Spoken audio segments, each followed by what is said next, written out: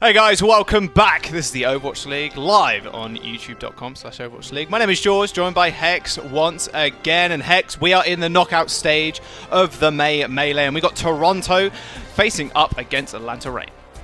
Yeah, it's been a long day already. We had play-ins that started, I believe, 10 a.m. this morning. I got a little bit of a nap in, not going to lie to you, because I had to be fresh for these broadcasts as we do enter the knockout stage here in the monthly Melee tournament. I'm just going to say that because I'm used to saying that expression. But, I mean, as these games go on, it's a higher seed versus a lower seed. You would expect kind of these results to be a little more disparate. Obviously, we just saw the Los Angeles Gladiators dominate the Washington Justice. They're getting sent home. And this Toronto team already had to play today, Jaws. Yeah, so there's two arguments there, I think, Hex. There's the we warmed up argument, and there's the maybe we're a little bit exhausted argument. Overwatch is quite an intense game. There's not really too much downtime in it. So my thoughts are kind of leaning toward the, we're kind of like exhausted a little bit here. But Toronto have been showing up also recently. A little bit of a rough start to the season, but we've seen a lot of variation, especially in their DPS lineup, which is something we always kind of talk about. But we're not seeing Sherfall in the starting lineup today, unfortunately, at least not on the first map at least. We are seeing Logix and Zik, their brand new French player, coming over to play for the Defiant. Here's why I don't buy the warming up argument. That was 6.5 hours ago. Like, there's a limit to like how warm you can stay, I guess. So they had to play a 5-mapper against Vancouver. Vancouver looked a lot better than general. But yeah, like you said, the Toronto starters are a little bit interesting today. We haven't seen Shore4 really playing for this squad. It's been a lot of Logix, and now they've got a new player, former Contenders player. I think you know him from EU, and Zik. Beast and Nevix are going to play the tanks, and then Cruz and Kariv have been the staples on support. Kariv went real bloodthirsty early today and was a big reason that Toronto was able to get through that first play-in game. Yeah, I really love bloodthirsty supports. In fact, I just like watching supports in general, I think. One, because I'm a support main, no bias, but it's always interesting what they can do when there's just an infinite amount of pressure on your backline 24/7. Right. It's one of the reasons why I like watching the Reign as well. They've had a lot of supports kind of filter through their roster. They have Funny Astro, of course. Last season was excited to seeing his debut, but now with Dogman and Kodak being played today. Kodak's playing today, yeah. Alongside Baby, Edison, and Gator and Hawk on the tank role. Yeah. 3 animal names in the Atlanta roster. You always expect it. Gator and Hawk are going to be that tank line. I really want to see Baby Bay and Edison, because I do love watching the DPS play. I like watching pretty much every role, but I think Baby Bay's Ashe has been amazing. We also know what he can do on Widow, and we got treated to some Widow earlier today about Decay. Jake, and pretty much everyone agrees it's the best Widow we've ever seen in the Overwatch League for that extended period of time. And then Edison can play a ton of different stuff, so it's really interesting. And we do things a little bit differently in the monthly tournament here. There's not set maps. We have map pools. The higher seed is going to pick the first map, and then after that, it's loser picks. But we are going to do Control, Escort, Assault, and Hybrid. But the teams get to choose these maps, which is why it's really interesting when teams get 3-0'd, because it means they lost 2 maps that they picked. Yeah, it's always a bit of a stab to the heart, I think, as soon as you end up picking a map. It's like, okay, guys, this is our favorite map. We're going to win this one, surely. And then you end up losing. Like, well, next map, maybe. That's why 3-0s are, definitely a little bit weird when you get to pick them. Busan is going to be the first map of the day, though, in this series. Not of the day, of course, because, like you said before, we've been going since 10 a.m. A whole lot of Overwatch today to tune in. Exactly that. Busan's fairly interesting because we do, and potentially get to see a little bit of Widowmaker, I think, both on the Shrine phase and anything not mecha-based, to be fair. Downtown, we could see a little bit of Widowmaker. Echo is just good throughout, I think. Echo just being kind of a ridiculous hero. Currently, I don't think we're not going to see her at this point. I want to see what Toronto are going to play into Baby Bay and Edison. If you look at those people in the lobby, you're like, okay, how do we actually crack this front line? Because Baby Bay's Ashe has just been unstoppable over the last few weeks. Yeah, it's been ridiculous, and we have seen some Widow on Mecha Base. Of course, it's going to come to no surprise that I remember Happy playing Widow on Mecha Base. Of course. Apparently, my head is just a highlight reel of Happy Widow clips. But you can play it a little bit. But the also really interesting thing we want to note is that you can play whatever heroes you want. No hero pools. Where everybody's available. You can play any composition you want. You and I are theory crafting that we're seeing a lot of like Ashe and Tracer because that's just what people were playing like last week and the week before, so they're used to it. Maybe it's not the ideal composition, but you see Echo obviously has been played so much that teams are comfortable with these compositions. Yeah, that's the most interesting thing, right? is that, are they going to play what was meta before hero pools? Obviously, there's been a few changes here and there. Are they going to be playing something that's going to be more reminiscent of what they've been practicing and playing in the past? And I think it's going to be, you know, option B, what they've been playing in the past. As we see most teams right now rolling out with a hit scan and then echo, of course, and it's exactly what's happening here. In fact, mirror comps for both Defiant and Rain. In fact, as we do jump onto the mecha base. Rather different rotations, though, as Rain do take the high ground above the point. Yeah, Raiden started with the Symmetra, so they were going to be in position a little faster wherever they wanted to be. And so now it's just a face-off between these Ashes and Echoes. And I wonder if we're going to see the ultra flank style play or some of this ground echo play we've seen from some more conservative players. Oh my God. There's the flank by Nevix. Yeah, turns out Beam does a lot of damage, Hex. I don't really want to tell you there. Nevix just kind of melted. Even the shields, of course, the Beam does actually do the increased damage to shields that are under 50%, by the way. It's not just health bars. There goes Edison, though, but Kodak's going to quickly clean that one up. Cap for the Rain. Beast still trying to set up here. Of course, they have almost switched sides in this situation. You can see right off into the distance, Nevix coming back. Beast going pretty low, forcing himself into Gator, but problem is Immortality Field is down, so Gator's not going to die just yet. They're going to have to take that out before he ends up falling. He ends up going back to spawn, but the problem is, well, who's on the side? It's Edison, just raining death and revolver, so he kills off both Logics and Beast and Karib. Can he get a 4K as well? Edison beaming him down. No, he can't. Maybe he's going to take it off him, but a perfect start for the Rain now, setting up with a few ults coming into the next fight. It's such a snowbally hero, this Echo, and I think I've not seen a hero come into the league and have more 2, 3, 4-piece kills at a time than I've seen the Echo play. Dogman also got his his amplification matrix up super quick, so if they want to hold this bridge and just start firing Ash through it, they can. Also a Bob up. Both teams are nearing the ultimate phase of the game, pretty even on that end, though. I mean, I'd be scared if I were Defiant right now. They've got to run into an amplification matrix, and it's exactly what's happening. Bob's going to pave the way to start off with. Karib does end up taking it out, however, but Rain buying a lot of time here. But Defiant, once again, have to kind of run into a whole lot of ults on the Rain, and now they're going to have to reset. Cruz and Nevix end up going down, and now final fight territory for the Defiant to even try and touch the point. Kodak has had a nice game for himself too, just to come in fresh on this Zenyatta. He's gotten a lot of early kills for this squad, and yeah, as you mentioned, it's going to be do or die time for the Toronto Defiant. They can open up with a Bob. Echo Ultimate is going to be able to pick whatever they want, but never a fun situation on Mecha Base to try to take back the points when you have to walk through about 3 chokes to do so. There's also no Lucio speed, mind you, as well, so they're going to get launched up into the sky. Someone's going to have to touch Transcendence from Karib to see them through the preceding fight, but is anybody actually going to get to the point? No, they are not. Nope. You can't play it that slowly when you don't have a Lucio on your side. You saw the Defiant kind of back out there. Dogman dropping the big question mark. As the Rain just sat there, they were like, okay, so we've thrown a whole bunch at you. Defiant said, okay, fine. We're going to play this a little bit more slow, but they're not really looking at the clock in that instance, and they came out the doors at 95% with no Lucio. It's like they had to rely on Karib there to actually pop Transcendence, use that small speed boost that you get, and jump on the point, but they got sent to the sky, halted in as well, and there was nothing they could do. It never feels good when your Zoomyata is the one trying to get to the point, exactly. But that was a rather uneventful stage, too. I mean, it was only 10 eliminations, or 10 final blows from the side of Atlanta, and only 2 from Toronto Defiant. And in fact, Edison had half of them, so it was pretty much just the Edison Echo show, and, you know, by some supporting backup singers, but not a whole lot actually happened on Mecha Base, if you really think about it. No, not at all. Baby. On the Widowmaker now. He's going up against Logics. I think, it was quite an interesting, I wouldn't say argument, but the McCree versus the Logics, okay, clicking the head on Edison. The McCree versus the Ashe. The Ashe is just so much better, I feel, just for the range that she puts down. But who does that a little bit better? It's going to be Baby Bay on the Widowmaker. Gets taken out by Karib, but Rain's still kind of controlling the point. Nice little trades backwards and forwards. I feel like Logics here just has to go the Widowmaker to match Baby Bay. There's such impossible sightlines, it feels like, for the Ashe to contest Baby Bay on. Another kill for the Rain as Beast ends up falling down as well. No real reset here for the Defiant. They're still fighting, bleeding out for the last final moments here. Still collecting kills. Okay. Cleaning up.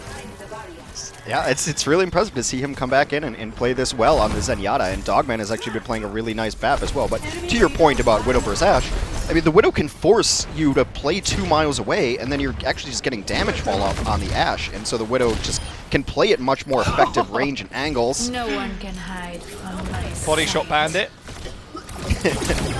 He's Plays it like me. He's in trouble I'm actually too. the body shot king, or whatever they call it, have you know. Beautiful ult there, sticky bombs in as well. And now the spawn camp straight at their doors. Yeah. Why not? Come on, Rain. Defiant have to now walk outside. Look at the shields too. Oh, this is torture. It's not ideal. It's not But ideal. you know, like the Widow works really well with the Echo too, because you hit a single headshot, you're dropping somebody below 50%, and then she just comes in with the Executioner beam. Long-range transcendence there from Kodak. Just try and save everybody. Logix is on the sidelines, but Rain are doing a good job of holding them off at this point. They're wasting so much time. There's going to be the flux up in the air. The rest of them are going to be able to scurry back into spawn. Defiant still have the spawn advantage, of course, as Rain are right on top of them. Eventually, they are cleaned on up. Not before they do burn a couple of ults away from the Defiant, to be fair, but Defiant at least have racked up a couple of their own going on to the point. Now 80% and building. Rain not going to be able to touch, I believe. Unless they come back really quickly. No Lucio, of course. Maybe they get the cap here. Kariv's a great player, but it's been two of the saddest uses of Transcendences you'll ever see in Overwatch. One on Mecha Base trying to zoom to the point. That didn't happen. Two, using it in your own spawn just to get out. Oh, that hurts. Feels bad to just watch even, but they're back on the points. 12% and counting up, but they got to ace it. They got to play perfect the rest of it. They're going to start with Supercharger. Yes, they are. Edison now trying to find a flank onto the back line. He's taking a little bit of damage for Bebe, almost with a perfect angle. I say that as Zik was on the sideline trying to take him out. Transforms into the Sigma, but can he get anything done? Immortality field's absolutely huge from Dogman, keeping everybody alive from the Nevic's flank. Logic's is going to send out the Bob in the last final few moments, though, and it should be able to clean a couple of people up. I say that as Kodak goes rather bloodthirsty again. Nevix and Cruz down. Now no supports for the Defiant to go back onto the point. Gator's going to go on the big flank with the rest of his tanks, as all Rain need to do now is touch. Kariv's going to come back fairly soon, but Cruz has only just spawned, and Baby is on the flank of his life. Kariv now falling down once again, straight out of the spawn doors. 2 HP is Baby, but still managed to find the kill. Six says thank you very much, as Rain now at 10% away from taking Busan. Toronto's going to try to push into this, but Kodak has been doing so much work and so much damage that he has Transcendence up every time he needs it. There's also going to be a copy available for the Echo. Right now, if you're Toronto, you just got to worry about getting someone actually on the point this time. Yeah, Hawk's actually going to go in melee range. Is the monthly melee after all. There is the Transcendence coming through from the Zen to keep everybody alive on the point. At least Baby is down, a good sign for Defiant, but they need a few more picks. Hawk's in the back line doing his best Tracer impression on the flank, fluxing Karib in the back line. The Rain now swarming the point as Defiant are going to get cleaned up. Hawks with the final flux to finish it all off, and Rain go 1-0 up in the series. I just want to give Kodak a ton of credit. I always like when we see players who haven't played all year like kind of come in and rotate in. I don't know if it's his only game this year, but I know we haven't seen a ton of him.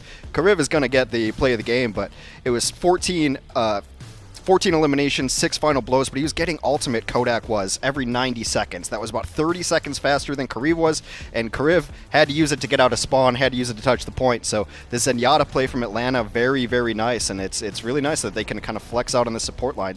He got a card on the screen, I don't know if you can see it, but it's 70% kill participation for Kodak, which is a ridiculous card for a Zenyatta. Yeah, that's actually insane. Like, that means you're discording a whole bunch of people, and obviously, like you said before, just finishing off the kills as well.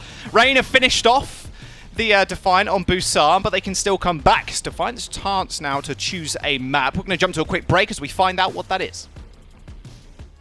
The Overwatch League is brought to you by Zip Chair Gaming, the official chair supplier of the Overwatch League.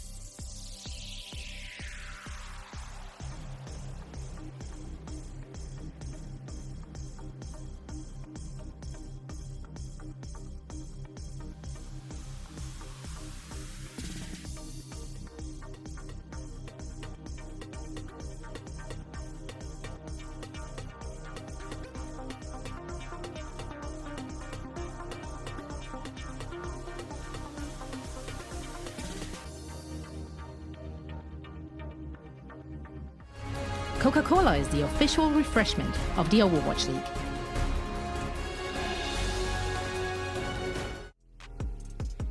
Welcome back. This is the Defiant facing up against the Rain. Rain taking Busan 2-0. Hex, are you surprised? Are you not surprised? How'd you feel about that role? Okay. I'm not surprised. That's one way. I guess we're the... and there's not a whole lot... I mean, they flexed on him pretty hard there. I haven't really seen a spawn camp happen like that on Busan the early on, but Atlanta does have this kind of swagger about their team. They always have. When you've got players like Baby Bay, like Dogman, you add in some of the tank play that they have, like, they're going to do that to people. And I love it. I always like when teams are just styling on people and just kind of flexing, like, yeah, get out of my game. Get out of my server. What are you doing here? Like, San Francisco did it to teams all in Season 2, and I like that Atlanta has that. I like that confidence. I think it's entertaining to watch, but yeah, that hurts if you're Toronto. Look, they were going to have an uphill battle. I mentioned they've been playing since 10 a.m. this morning, which is 6.5 hours ago right now.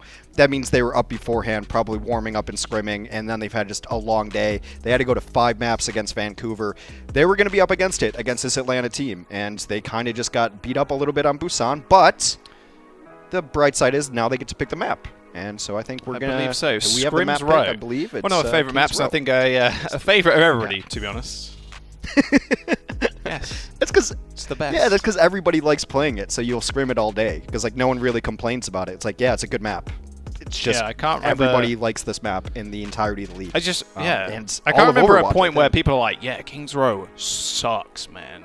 This map is awful. No, it's never happened. And if you say that, if you have that opinion, I think you've not played Overwatch or you played. I don't know. I don't know where I'm going with this one. Yes, it is it's an honest map, is what it is. Yeah, it just feels. And we are seeing a lot of honest heroes yeah. in this game. We are seeing Zen, it's honest, very honest hero. Baptiste, a little bit less honest, I'd say, but still pretty honest, I'd say. Yeah, it's just the lamp. The lamp doesn't feel honest. That's pretty honest. Like Ash is a very honest hero. Yeah, she click head, she throw dynamite, she set people on fire. Pretty honest hero. Yeah. Well, what do you think about Focus Beam? Maybe that's a little bit dishonest. I don't know. The way Edison was using it, that was pretty dishonest throughout the entirety of Busan. To be fair, he was almost solo carrying, apart from Kodak trying to take some of the limelight at the end of Busan, which he definitely did. Yeah, he got half of the kills. Edison did. Like, there were 5 out of 10 were final blows were Edison. So Mecha Base just went that one way. It's gonna be interesting to see what people want to play here because this is a map where you can run long range hit scan and you can try to run Widow right out of spawn. You know, there's obviously the bamboozle strat of old. You can run a lot of that, but also what Toronto is on here now has always been pretty good on Kings Row as well. You run just kind of a beefy sustain May Reaper comp. And you could even, you know, this is a map that you could even play Zarya on, even when Zarya is not in the meta. It's always been a decent map for her and a Reinhardt. So it looks like defense already set out here. It's going to be pretty simple. Wall them off and shoot them in the face if you get a chance. And we'll see what Atlanta wants to do. I'd imagine Edison... Yeah, I mean, you might as well to start off with, although maybe not. Okay. I mean, you're up here are up against the D.Va, in fact. So at the end of the day, it's like, well, it's a bit of a waste, but might as well just rush out with the Echo. Quite at the high ground, though, with the Defiant. So they want to drop on them with Zik on the main. I'm taking the objective. Wondering where Yeah, double shield here for Atlanta. This has been a composition we've seen pretty much all day. Here from Baby Bay, mind really you. Well. Yeah, now they're actually forcing them down for the high ground. So Baby Bay basically gets this for free because Logic and Zik can't really contest him whatsoever. It's going to be Zik firing icicles, but he has to pay attention to the front line. A nice attempted wall off there, but the pillars can be broken rather quickly, and tanks now can squeeze through one pillar of the May Ice Wall, if you didn't see that patch note, which is fairly important. It used to be 2 you'd have to break before a tank could squeeze through. Rotation for the Defiance through the hotel. 2 ticks have already been acquired. Edison left alone in the back line, just through 3 damage.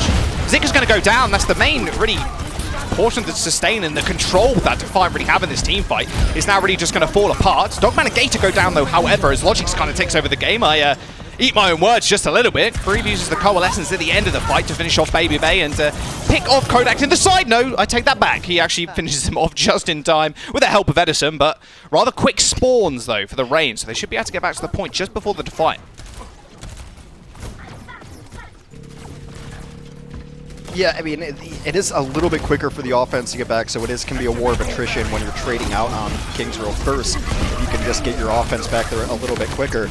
But Toronto played that extremely patiently. You usually expect a wall to come up around statue. That was an incredible immortality build to save the Sigma there. Edison on the back line, he's calling himself a Reaper. Oh, he's chasing him down, he's waiting for him to come out of Wraith form. There's the Death Blossom with the back. 1, 2, and potentially a third, but Baby's Bob finishes it off. Cruz goes down to Bob. That'll be the point capped for the Rain. That's what you like to see. You saw Logic's there run in fear from Edison. Yeah, basically. Running from himself, essentially. It's got to be psychologically taxing to be chased down by a clone of yourself and then shot. I can't even imagine the nightmare fuel that ends up being. But they're going to stick with this kind of sustained defense. Atlanta has gone over and they're going to get a May of their own, and maybe in case they get bullied back to Archway so that they can actually get in. It's one of the better spots on any map to defend, but it seems like Atlanta's already got a good push all the way through. We do a fairly good angle. I'll definitely put it in front of the cart though. Can't really get too much value here. Kodak is just checking Logic on the flank. He's going to open up with the Coalescence to force them through. Hammer down, straight on the floor. That's 2 people at least on their back. Self-destruct coming out as well. Transcendence, what is going on? There's so much healing though as the beat comes through from the Defiant. Double kill with a self-destruct. My word, Beast could barely see anything in that team fight, but he was just swinging and doing the damage, what was important. Transcendence there from Kodak to try and save themselves from the kind of destruction and onslaught that the Defiant brought forward. They do end up winning the fight, and potential spawn camp here for the Defiant with Zik now having the Blizzard.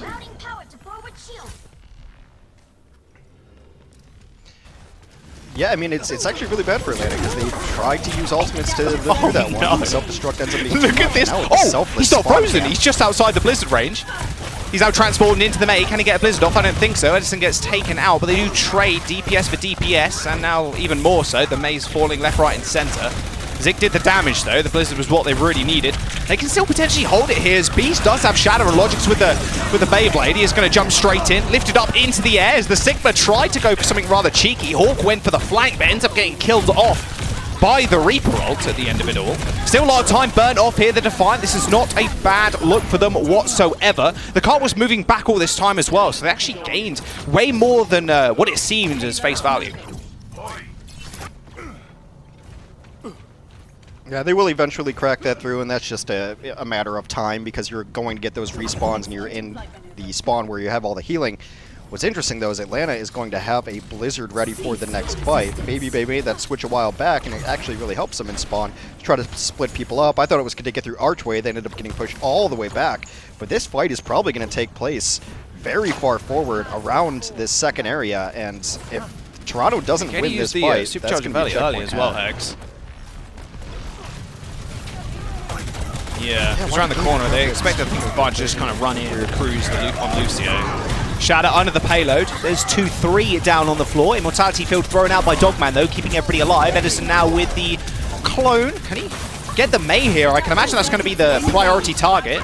Although he changes over to Edison, this might be a little bit better, though. There's the pin. He's got Shadow aligned as well. 360 Shadow to the ground. That Blizzard really carved the way there for the Rain to kind of set up for this one. Edison's not going to get another ult, I can imagine. Although he's still swinging. Tell a lie. Yes, he is. On the floor yet again. Moira goes on her back. And now they just focus beamer down. Edison just on an absolute tear this entire series. Hawk is going to make sure everybody else can't get up either, throwing rocks left, right, and center. Defiant falling back to their spawn, but not the worst hold in the world, to be fair. King's Row, rather difficult to actually finish, mind you, and 2 minutes 30 seconds now for the Rain to do so. Everyone was so excited for Edison to get in the league, and we all just wanted to watch him play, but I don't think anyone could have anticipated the Echo coming in and Edison doing exactly what he's doing on it. You know, just the classical double shatter, second shatter into focus beam. A combo as old as time since the hero got released a few weeks ago. It was always a very interesting hero as you kind of looked at it, and it's been interesting to see it kind of develop in the Overwatch League. There is the window. That's a lot of Zen damage. Self-destruct over the top, though, does nail Kodak, bursting him into pieces as Edison also falls. Should be a rather easy fight here for the Defiant to clean up. Kribber on the flank, though. Still a whole bunch of damage, but Immortality Field saving the Defiant. Rain's still pushing pedal to the metal as they do, again, use that supercharger to kind of force themselves forward. Regardless of how many people they have down, they still want to use it. Beautiful weep by Hawk as well.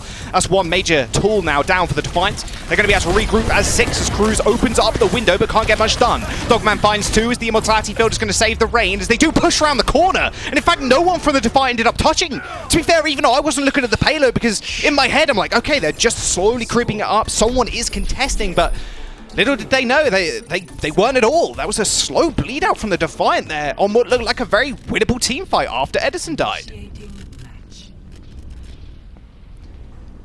Atlanta was able to come in and start getting a couple of trades even though Edison had died, and I think Toronto thought that was going to be the end, but a part of me does have to wonder, because it's not the first time that Toronto hasn't had the greatest point presence. It's got to be mental fatigue. I mean, I don't want to give them the outs that they've been, up and playing most of the day, but part of it has to be that no one got to the point. Everyone was kind of low. You had people getting kind of pushed out on the side. The Ash was getting pushed out by the pain pebbles around the corner. Everyone was low, so even getting to the point doesn't really guarantee much, but it is, yeah, that's mentally taxing. But overall, okay-ish defense. The spawn camp ended up buying them a ton of time on second point. So $1.25. Yeah, Toronto is they have a win condition here, I guess. But I think like right now your priority always just has to be either deal with Edison or don't deal with them at all and try to focus on the ground fight. It's kind of like dealing with a Pharah, that you can kind of just ignore it. If you're going to run the composition Toronto is, nothing shoots up here. Right? Like maybe Nevix is supposed to go deal with it, maybe Kariv is supposed to deal with it, but for the most part, this is a ground and pound offense, and they need to be pushing in as quickly as humanly possible and running down Gator and Hawk. Those have to be your priority targets, because you can't spend time and ammo. There's a lot of survivability tools for the Defiant as well, so you can't imagine they're going to get instantly blown up by Edison, or at least you hope not. Going for the high ground, wait for the speed boost from Cruz. They can indeed. Oh, that's a big wall as well. Nice little rock there to stop at least some of the damage. But oh my god, Edison just with the big boy flank. That's Kodak doing a lot of damage as well. Like you said, this is very ground and pound, right? You want to kind of run into them. That's exactly what they did, but Edison on the sidelines, they didn't really expect it at all. The beam isn't going to find too much as Zik almost found the freeze on Edison, but he manages to get out there just in time. And I like what you mentioned before, actually, Hex. With Edison coming into the league, but I guess we'll touch on that in just a minute, as there is going to be a wall to surround Gator. Immortality Field got launched out, but LOS'd it ever so slightly. And now the clone onto D.Va for Edison to try and get back into it, but I'm not sure it's going to happen. Hawk gets clips, and the rest of the team just going to roll over. I mean, maybe Atlanta wants to come back in. This is an ambitious self-destruct. Yes, it is. We're just casting talk for bad. There's lots of caster talk, and that is one of the interesting. Yeah. Yeah, I mean, Edison. Yeah, got to decode that one. I was really excited when he came into the league, because he didn't really have too much success in Korean contenders on GC Busan Wave. It was always middle of the pack team. Always middle of the pack. Sometimes doing a little worse than middle of the pack, sadly. But Edison was always that shining star on the roster. So seeing him on a team like Rain is just kind of music to my ears, because there's such an aggressive backline. Edison wants to play aggressive. They also have Gator and Hawk, just a phenomenal tank pair as well. I'm just happy to see him do what he does best, and that is click on people. Exactly. I say that as he dies to co-op. Perfect style. Yeah, the most honest ability in the game. Bob is going to come out as well for the Rain. That is going to be a big shadow on the side. Can they actually find anything? Yes, they can. Of course they can. Nevix with a self-destruct straight over the top. Dunked it in. 3 kills for him. Kariv picks up the rest. Defiant rolling through this second stage of King's Row. And they have everything that they need to get the second point. If Atlanta's even foolish enough to maybe try to get out here on time, the walk back from this last spawn is brutal, so they're going to have to take a 5v6 or something along those lines, but they're going to have to do it into a Blizzard, into a Blossom. I don't think they're even going to mess around. Edison trying to get a little poke, they just give it up for free. That's the right call, unfortunately. They lost that fight way too far away. You're never going to respawn and get yourself in a good position there.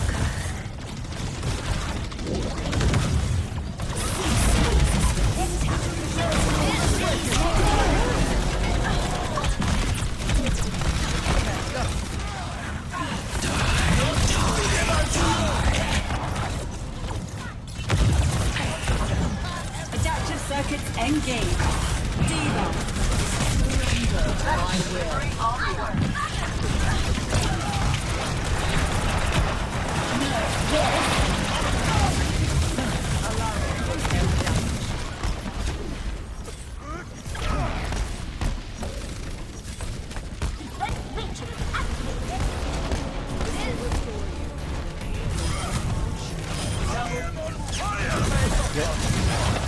Edison got no value out of that, and now with 2 people getting knocked down.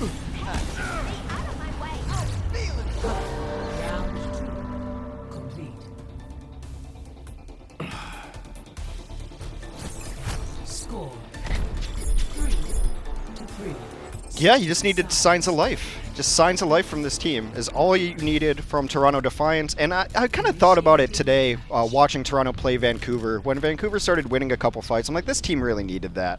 They really needed to win a fight in a map and like get some confidence back. And I think Toronto just putting on the clinic on offense they just did against Atlanta Reign, you could turn this series around rather quickly. Again, it's Toronto's map pick based on how we run the tournament here. There's when you lose the map, losers pick. I like to say the not winners, but yeah, I think you can definitely pick maps out against teams that you should probably Maybe I'm beat. fine now? I know we're having a little bit of audio with you, Jaws. I don't We know can if you're hope back so. or not. Well, that's Yeah, we there can it hope is. so. Yeah, Zik, I've been pretty pleased with him, to be fair, coming into the series, and what a showing as well. I mean, we spoke at length previously about the DPS kind of switch outs and when we'd see Surefor and when we'd see Logics and Agilities come in, but Zik's kind of almost a perfect fit here playing the May. May definitely one of his better heroes coming into the league right now. Yeah, I think Toronto definitely needed a May specialist. You know, like the one they had players try to play it.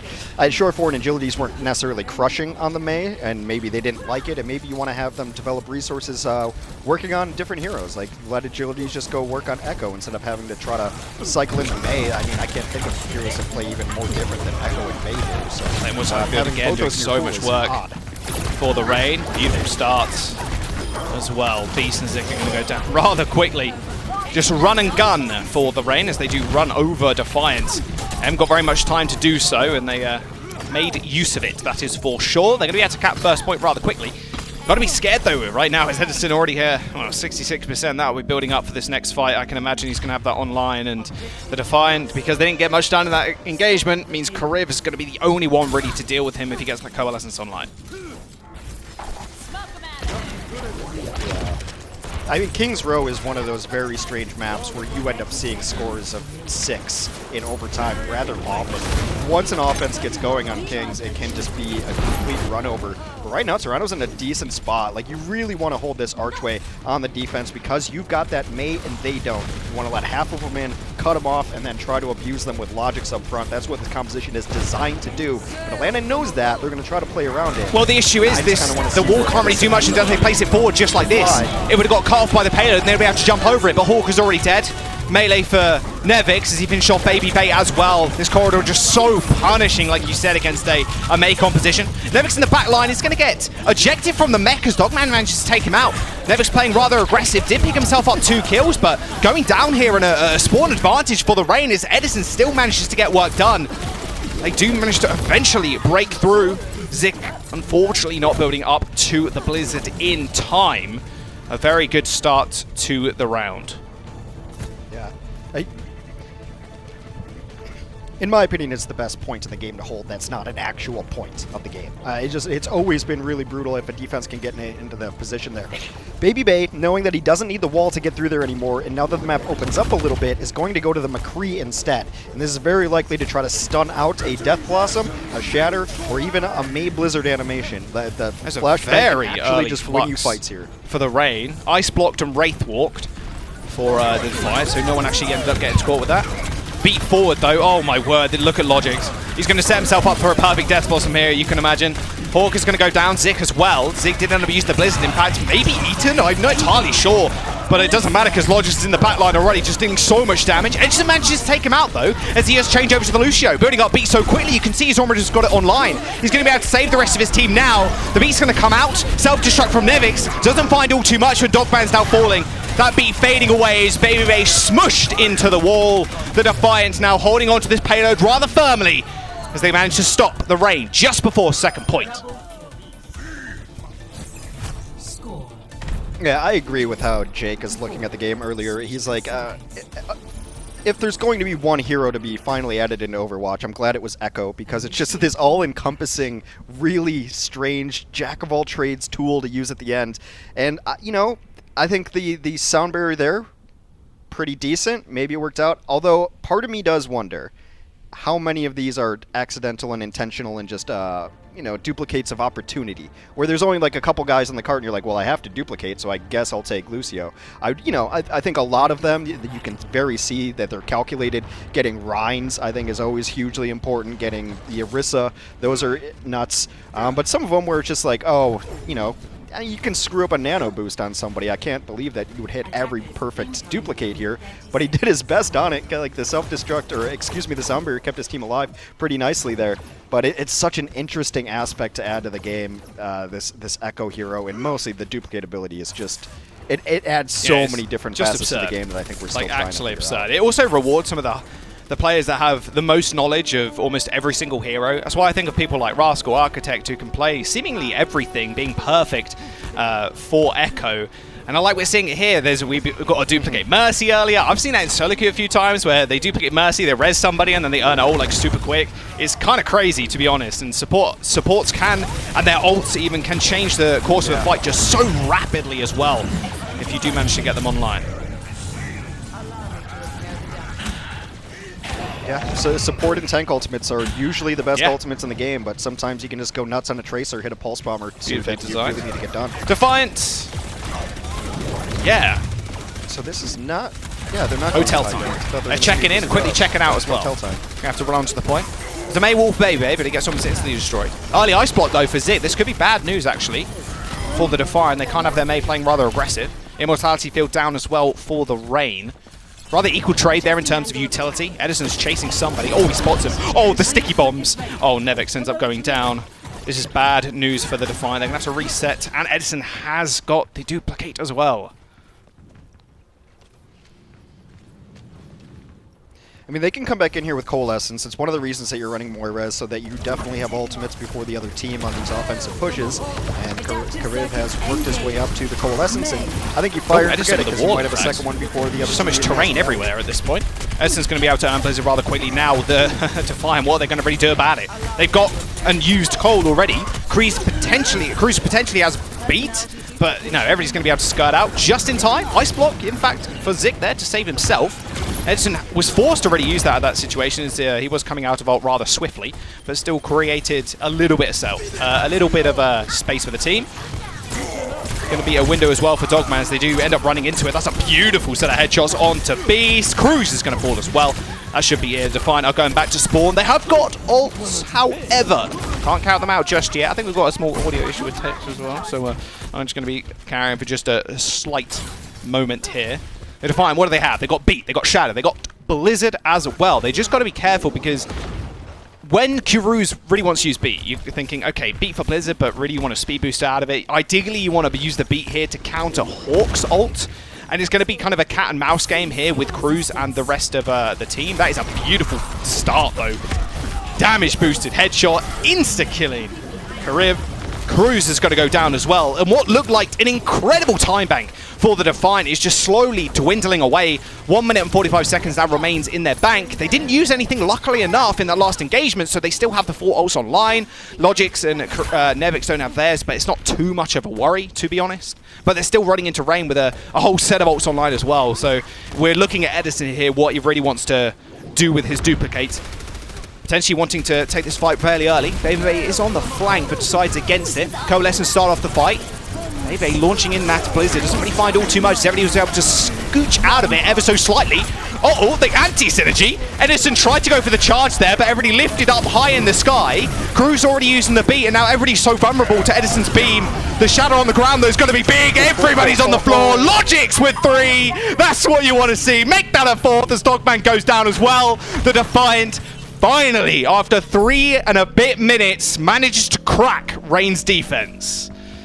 And this is going to take a pretty Herculean effort, though, because now we're below 50 seconds, and they're going to have to stay on this payload, and that is the box of victory all the way through second. So Atlanta can probably just take this fight up front in the archway. We talked about how the archway is so good, and Atlanta is on the May, which would be super helpful. You can drop a wall, then you can put an amplification matrix behind it. Then when the wall comes down, you're just firing so much damage through it. But I'd be surprised if Atlanta doesn't force the issue right here. They gotta force it. I mean, you can't be held in this corridor forever. You do have spawn advantage, of course. It's a good start, though. The wall's actually already been used, so Defiant could make use of this. Nevix with a self-destruct in the back. Can he find anything? Logix is going to fall. Blizzard's going to come out. Oh, the double freeze, in fact, wasn't even Blizzard. Hawk and Dogman are going to get frozen up. With him down, they're only relying now on Kodak's healing. Beast just playing defense mode right now, keeping the rest of his team alive. All they need to do really is stabilize. They do have the healing in their backs with Kariv and Cruz just pumping them with heals.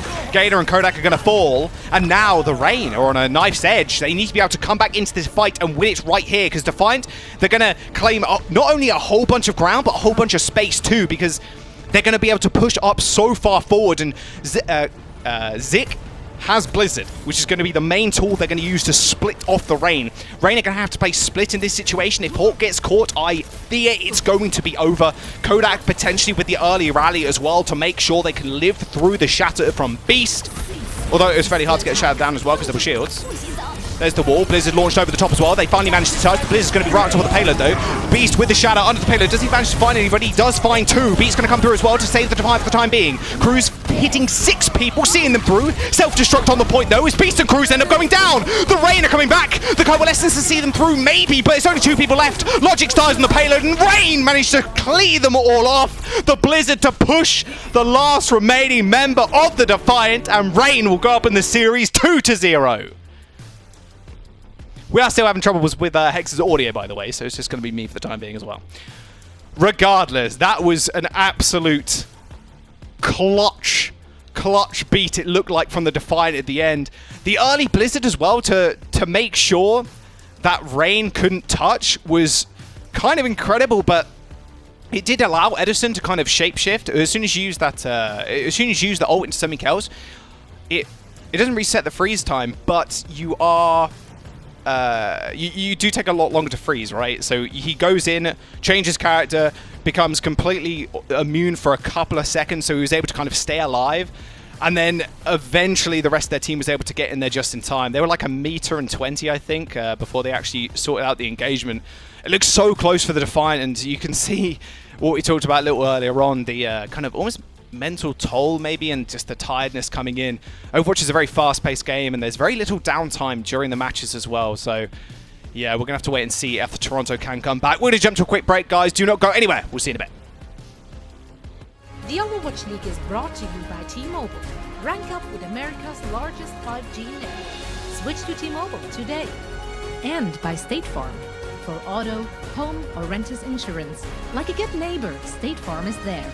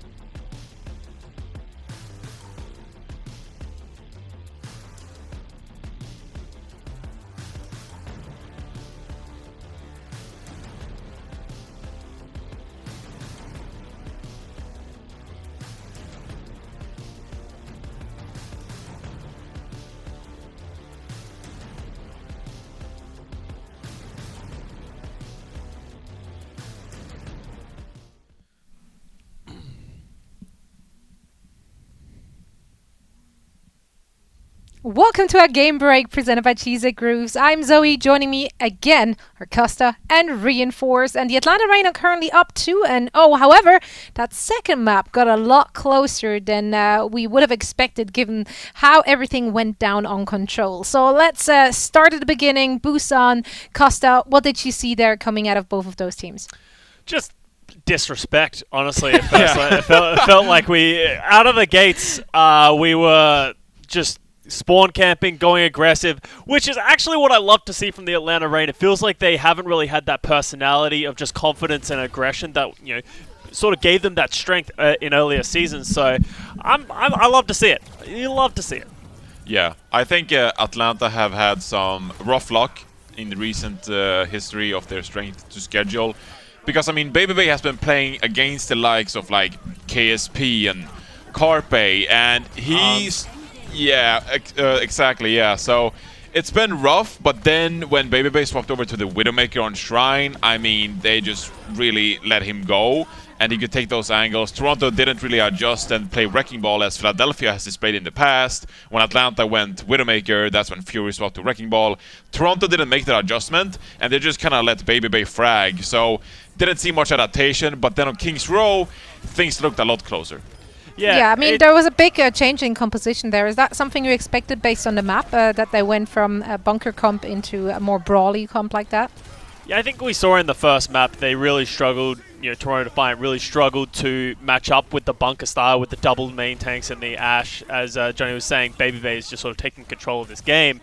So then I really like the adaptation coming onto King's Row, and they play a rush comp. So they play a very brawly Moira, Lucio, Reinhardt just run in your face. And you saw them get a lot of success. Where they fell was the problem with rush comps is you always have to rush. And especially when you're playing against the bunker comp of the Atlanta Reign, when you're on the defense, it's really hard and very predictable to just consistently run in opposition. So it was close and it did look better, but they just couldn't pull through at the very end. Our next map coming up will be Anubis. Is that kind of what you expect both teams to come out with again?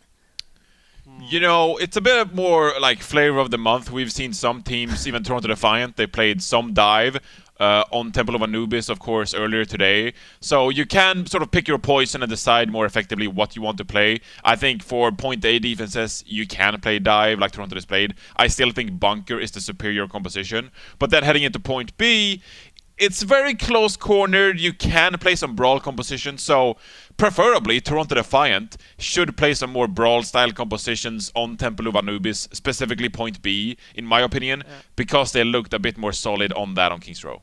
Yeah, I mean, that definitely did not look comfortable playing that bunker comp, which, well, let's just say it how it is. That showed on Control, and that kind of made it into our crunch time presented by Cheesy Grooves, because, quite frankly, Atlanta Reign lived rent-free in their spawn. It's just destruction. This is just rude, some people would say, because if you're a new Overwatch player, don't do this, because you're going to see in this clip that when you're sitting outside the opposition spawn, they have an advantage of being able to stand behind walls and have infinite health by spamming in their spawn. So it's even worse that Atlanta Reign, they get here, they get a disadvantage, and then they just start using ultimates as well. And so it's like they're not even willing to just give up the fight and just gain time. They were willing to commit absolutely everything that they had. So I props to them, I guess. It was popularized by Selfless way back in the when, but I don't even think they ever did it on Control. So if you're not supposed to do this, am I just supposed to stand on the cart, Costa? No, there is no cart, Johnny. You stand on the point and defend the objective. Okay? Okay. To all the players, don't be like Atlanta Reign. You know, do what you know, I'm a bit of a I like to go deep. I like to dive. So I'm gonna disagree slightly with you. I like pushing up, like taking some space, contesting area. Not necessarily look in through the spawn doors where the opponents are invulnerable, but you know, there's nothing wrong with some spawn camping, my man. You know, controlled fashion spawn camping. I mean, I think it all it really depends. It's a situational kind of thing. You have to kind of gauge it as it happens. If you're that dominant, go ahead. Live in front of their spawn if you want. Yeah, like why I mean, not? It certainly doesn't they won, your so I can't really right? tell them off, right? Yeah. Well, so far it is the Atlanta Reign edging ahead. However, Toronto Defiant did look a lot better on Kings Row. Is there anything specific which really stands out for you, except from, of course, them not being super comfortable on a bunker composition? Honestly, the biggest issue that I think the Toronto Defiant is having is that they're just getting outmatched up in pretty much all categories. I think the Echo play, the Ashe play, especially the main tank, the tank synergy that we see from Gator and Hawk. I think they need to definitely find a way to play these rush comps, play to your strengths, and try and tilt the Atlanta Reign off balance. Otherwise, I don't think they're going to get this win in the reverse sweep. Yeah. I mean, if Brawl is working for you, it could be cool to see if they can speed up the tempo and perhaps throw Atlanta off a little bit. Sometimes as well, we see some damaged players on Atlanta overextending. Maybe you can capitalize that, find some mistakes. But definitely try to force mistakes from the Atlanta Reign and then punish that and capitalize on it in the second half. Well, let's see what the teams have in store for us, as this is Temple of Anubis. That is the map choice of Toronto Defiant. Let's see what they got. And for all the action, we're heading back over to Hex and Jaws. The Overwatch League is brought to you by Cheez-It Grooves. Deep flavor, deep crunch. It's a mind crunch.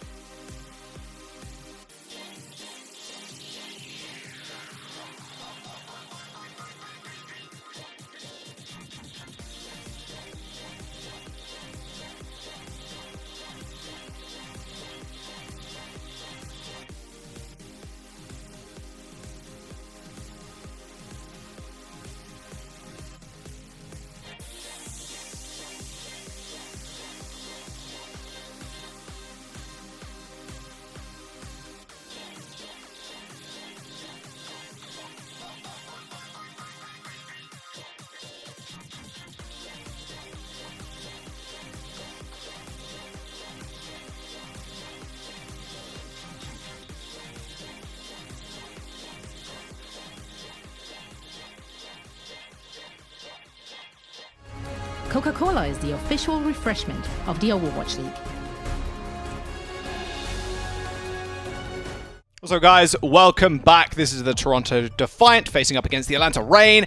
Reign only just managed to save themselves on King's Row, stopping the Defiant just before the second point on the 4th round of all things. King's Row definitely went the distance, but can this series, the Defiant need to come back here, Hex. They do get to choose their map for this one, as we are in the main tournament rules, which the loser gets to choose the map, which is always nice because you get to play a little bit more something that you're familiar with and comfortable on. You could definitely see that familiarity and how comfortable the Toronto were on King's Row. So we'll see if they can kind of do the same here again and maybe take a W here.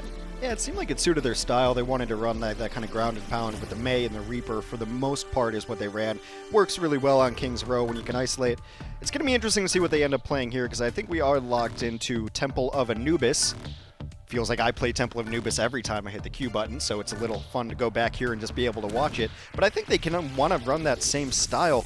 But it also feels like Temple of Anubis is going to play right into the hands of what the Atlanta DPS want to run. Like, they probably want to run Ashe and Echo, and Temple of Anubis has been really, really good for Ashe and Echo. So maybe we'll see a little bit of switch up here from what the Toronto DPS want to run, but I just feel like Ashe and Echo can be really, really good on Temple of Anubis, and maybe it's just Toronto's best map. There's always that debate, like, do we pick a map we're good at or a map we think the other team's bad at? So I think you always play the maps that you're best at and just hope for the best.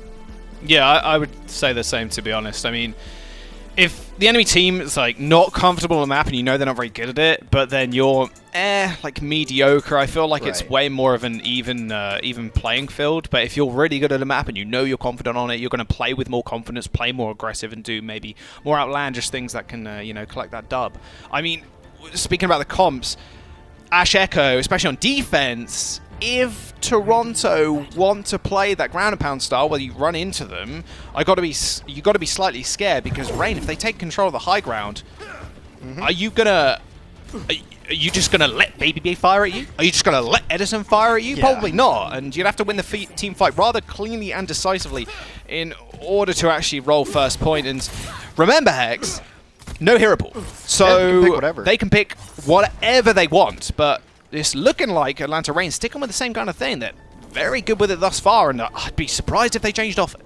Yeah, this makes a ton of sense for them, and I don't see a world in which you want to take Edison off of the Echo at all. He's been playing so well on it. The only difference is that Kodak is going to be playing the Brig, so Zik can't really take this Echo 1v1 unless he gets an orb and the opposing Echo is orb, because Edison's going to have armor packs on him, you would imagine, from Kodak. That's why you're running a Brig here, to be helpful with that. So a little bit of variation as far as the support line goes. Very quick back off. I just want you to pay attention here real fast as well. Like, if you're, obviously, I was going to say if you're watching from home, of course you are. Unless you're out on a park bench, which you shouldn't be because it's quarantine. But look at Edison's ult charge and look how fast he's actually gaining versus Zik right now. He's already up to 60% Hex. Zik hasn't really had too much space or really time to really charge it up. And of course, you're going to gain more ult charge on the defense because you're prodding and poking away. But Edison's ult charge generation, regardless of that, is just absurd. Yeah, and a lot of times you're going to see the offensive Echo play this a little bit like a Genji. We were hopping over that short wall and then also going super wide flank to maybe get an angle on an Ashe that's sitting high ground, something like that. The window comes up top, and now Atlanta has to give up some ground. They have to give up platform. Yeah, they do. You see Keita playing so scared there. One of the biggest head hit boxes in the game is Orisa. Thank you for that video, Karku. I did watch the whole thing. It's fairly interesting watching the hitbox. So analytical. Really the hitbox video was very, very good. Rather informal. Just proves how dishonest May is. One of the smallest hitboxes in the game. Oh, Zik on the high ground. Doesn't really find all too much, as Edison now has ult. Same with Baby Bay. Useful controlling space, but Edison gets picked out of the sky by the stone. Oh, what a bomb, actually! Oh, my word. Baby Bay launched himself up in the air, puts bomb on the high ground, and then takes out Zik. That was sick, actually. Baby Bay with 3 kills now. Defiant, though, do collect a couple here, and slow movers are both the supports for the Rain. In fact, Logix comes back with a little bit of vengeance now, just taking out one. Actually dynamites himself by accident as the shield was forced into his face. Nice little bit of tech there by Hawk, as Edison does manage to clean him up. It's an enormous brawl, but if Baby Bay doesn't hit those 3, then that one is all over for Atlanta Reign. It ends up being just kind of the stall-out point. They're able to keep Gator alive on there, too, but I think right now Atlanta has to play a little bit passive because it's going to take them a second to get back, but also Toronto's not in fighting form here either. And Edison's going to have duplicates. He's got the orb on him. They know Edison's the problem, but he's going to have orb and he's going to get so many pack heals probably. There's been a kind of a trend from Rain, Hex, to use that supercharger fairly early. They're not going to get much done. Defiant are going to back off.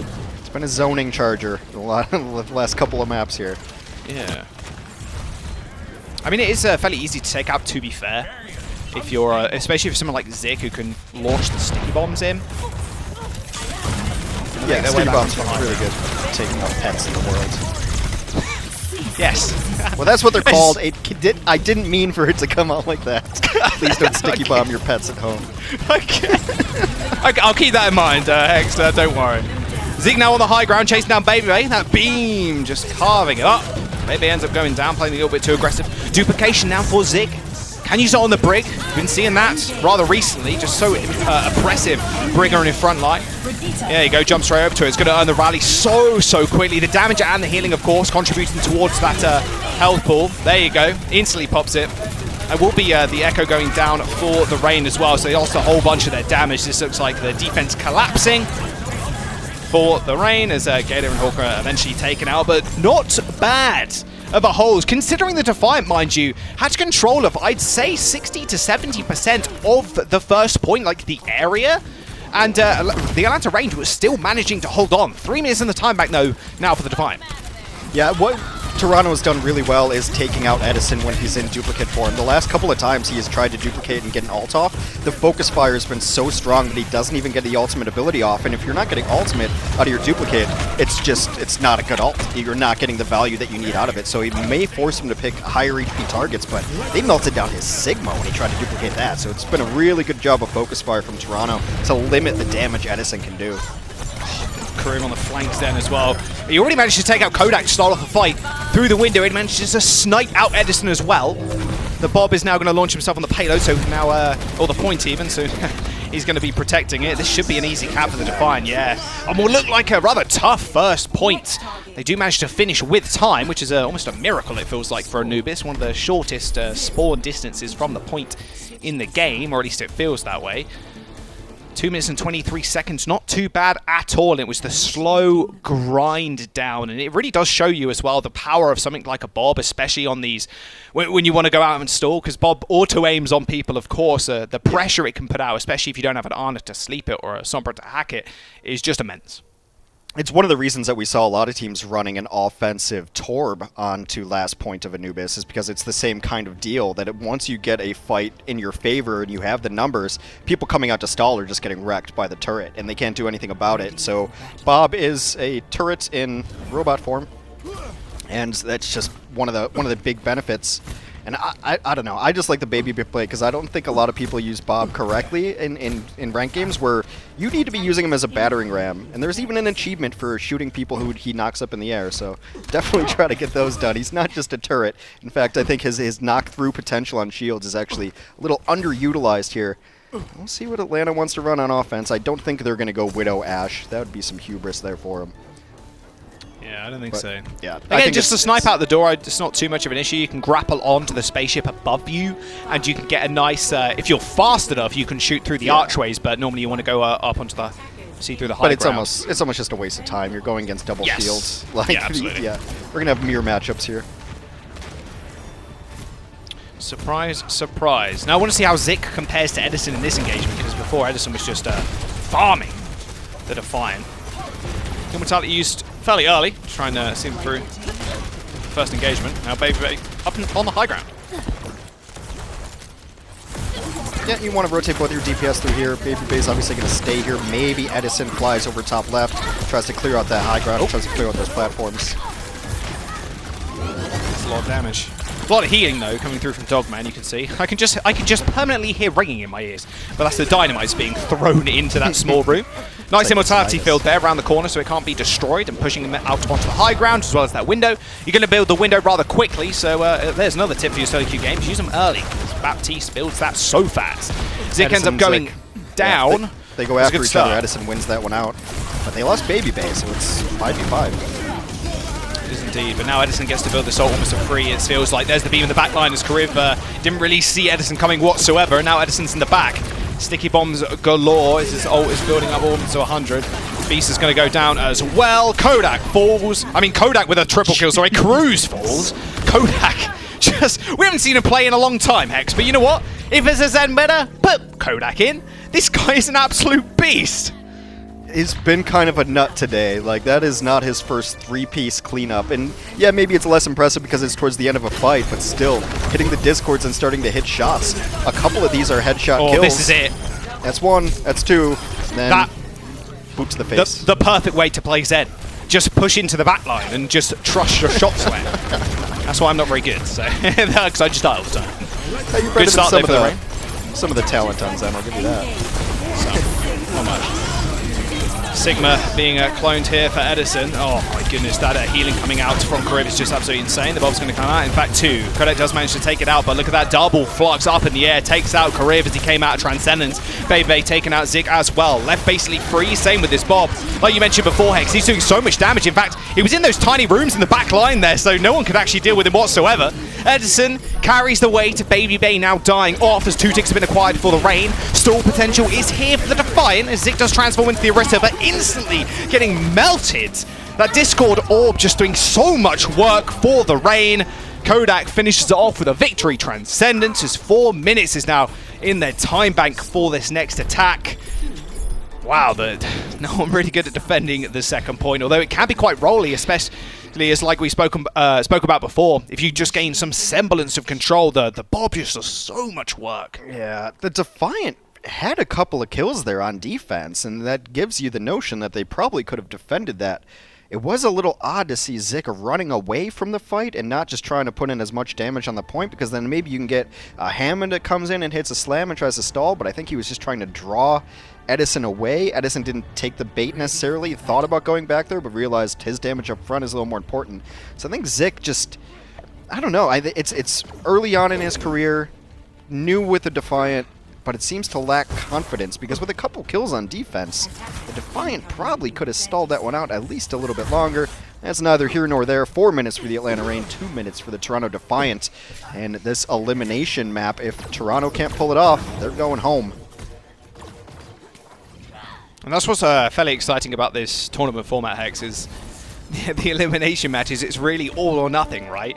And that's the scary thing about being in this stage, the knockout stage, and 2 minutes in the time bank is all you have to play with to try and find a semblance of a time on the point. I suppose going home isn't the right nomenclature to use at this point in time. They're all already home, but metaphorically they're going home. Yes, metaphorically. They will be knocked out of the tournament. They already have 1 victory in the tournament, so against Vancouver to play in. It's been impressive showing as well. It's only 2 pushes. It is. I'd say 1 and a bit, just because the amount of time actually takes to set up on this comp is kind of insane. It might actually be 1 push. Yeah, yeah. Just going down. Maybe even half a push. Maybe even a quarter. Or whatever it is Defiant trying to take the high ground. Just waiting for all the poke to come out from Rain first up. But it's never ending, unfortunately, with Baby Bay up on the high ground and Edison just pumping the damage in. Oh. The start they needed, though. Immortality failed, now forcing them from the high ground. With 60 seconds remaining, Hex, I've got to say, with Edison almost building up to an ult, and Baby Bay in the oddest position, obviously. But hey, it works out as he does jump to the high ground once again. That beautiful flux into the back line. Nevix is going to fall. This is it, Hex. Someone's going to need to touch too. It feels like maybe the Defiant need to switch over to Emergency, Lucio, or Wrecking Ball. Of course, with no hero pools, you can choose whatever you want to actually get back to the point. Edison taking another life. Bob and the ult from Edison is coming online very soon. It just seems unwinnable at this point. They have 30 seconds. They can go in, but now they can't really get the great setup on the left-hand side because you are waiting for resources, you're waiting for cooldowns, you want good shield health, you want everything to be working out well. Kariv has maybe an opportunity to get to Transcendence, but Kodak and everybody else in Atlanta is nearing their ultimates. This is going to be tough for Toronto. Maybe Logic's Bob touches?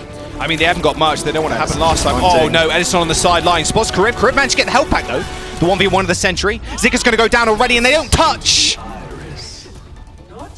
Transcendence at the end as well. They had to face up against so much, and Edison was in the back line too, so Karif couldn't even get there because he was trapped. Yeah, he's getting camped. Edison just saw that he was Edison saw he was slow on the rotation to get through that room, and then he just pushed him out. Ends up getting the kill, but even without the kill, it's just a good play. Even if you end up dying there trying to force a 1v1, you've taken Kariv out of the fight, and Kariv's been one of the best parts of the Toronto Defiant, especially today. But it's kind of become a theme for Toronto, just not putting guys on the point when you need to. And you've got 5 people alive there. Somebody's got to get to point. You can't get halted. And if this keeps happening, like, you have to just push earlier because they're getting pushed back, halted, and not able to touch the point. So instead of going at 3 seconds, you got to go at 5. Like, there's no excuse for not getting a toe on the point and at least trying to fight when you had... so I'll even be generous. Let's say they had 4 alive. Maybe they lost 2, but someone's got to get there. And it's been a theme. It's happened like on all 3 maps today. Even in that situation too, like, you got to change over to ball. Just, it's better that like, it's better to go on ball and lose your ult than stay and just not touch. You know, it's a tough situation for Defiant. Not touching loses you the match. Well, exactly, right? That's what I'm saying. 4 minutes in the time bank for the Rain. 33% is all they need, Hex. It seems almost inevitable at this point. Yeah, not going to change anything. Sometimes you see a team change and just like throw in a Sombra in this scenario because that has that feeling of inevitability.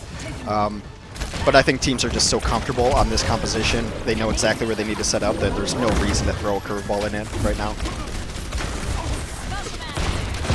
Dynamite launched in. Look at that damage. Dynamite is crazy. Oh my word. It also just feels good as Ash. When you're just taking damage over time, you're like, yeah. Oh, it sounds good too, especially on these high-tech servers, I'll tell you that right now. Baby Hawk did a fall. I think that's just going to be it. Yesterday is just a complete rollover for the Rain. They had 4 minutes, sorry. They end with 3 as they only need 33%. Because eventually they step on point. No, they're not. They're not going to do it. They're not going to do it. They got 3 minutes, guys. They got 3 minutes. And they can just hold beast off. Really. I've seen a lot of BM in Overwatch, but I haven't seen purposely not touching the point.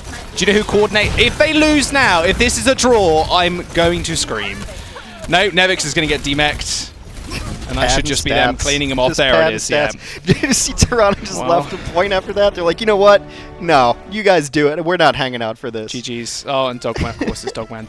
Yeah, Dogman literally has his YouTube bound to one of his mouse buttons or keyboard buttons. Very cool, Dogman. Smart play. GG's all around for the teams, and yeah, the Rain. I mean, Toronto did show some signs of life, I must say, and it wasn't the worst showing from Zik either. I definitely think his May is one of his better heroes coming into the league. Of course, he was signed also recently to play for the Defiant, and going up against Edison and just both DPS, to be fair, of the Atlanta Rain was going to be a tough ask, a very, very tall order, but he still managed to put up a fairly good performance on the May. And not only that, I think Toronto, regardless of their result today, have still looked pretty good. I wouldn't say it's been disastrous. Kings Row is definitely a map they can be proud of. It was extremely close at the end. It was really down to Edison kind of clutching it out. But with the 3-0, sometimes it's a little less one-sided than it may appear in the scoreline. I've seen teams play worse than I saw Toronto play today, I guess would be the best way to put it. Like, Atlanta's a really good team. They're able to sub in people off the bench. So, like, when they just want a Zen ace, but they also want the Baptiste play of a Dogman, they bring in Kodak, and Kodak had himself a hell of a set today for sure. Edison and Baby Bay, you know what you're going to get. Gator and Hawk, the animal line up front, they're going to be aggressive. This team has a style and a personality and a swagger that I really enjoy watching, and it's really been fun. And we have a player of the match presented by Xfinity. I think we agreed on this, although I could have given it to a couple guys. Who do we got, Jack? Well, we've got our wonderful Edison. What a surprise. He just, I think, well, I said it just a moment ago, but definitely outperformed Zik, especially on the Echo role.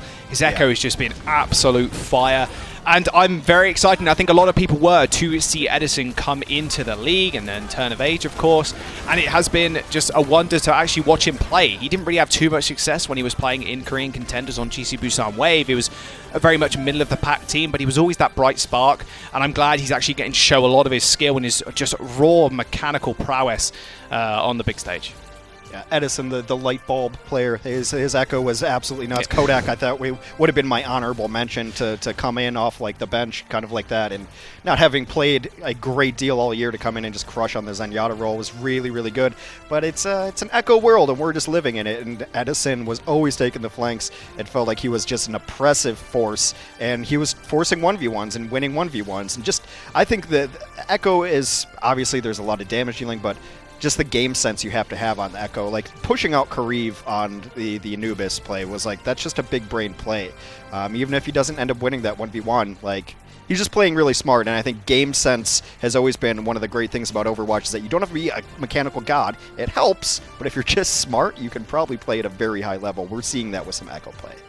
Oh, yes, we are. And of course, don't forget, we are in a tournament style, and knockout is the current stage we are in, and well, unfortunately, Defiant will be going home, as you can see the bracket on your screen right now. And they had a good run, to be fair. It was very close against the Titans. I think Titans, week on week, are getting better. Yeah. And I will say, going into the later stages, they are going to have a little bit more of a tough time, I think. Some of the best teams we are going to see later down the line. Of course, we have Boston facing up against Paris a little bit later. Well, just after this as well. I mean, Hex, what do you say about Atlanta Reign's chances later down the line? I think when you have a player on, I think when you have the DPS line that they do, that they could beat anybody. Because like right now we're just seeing Ashe and Echo like all over the place. They've got Tracer players on the bench. Like, I was just looking at their roster and I'm like, oh my god, they have Sharp just sitting on the bench. Like, they have a ton of talent. So I think Atlanta has a pretty solid chance. There are some really big dogs in this NA region though, but I would give Atlanta a fighting chance. How's that? Yeah, it's a pretty good take. Pretty good take. We'll talk about it though after this break, guys. Do not go anywhere. We got Boston facing up against Paris. You're not going to want to miss it. We'll see you in a bit.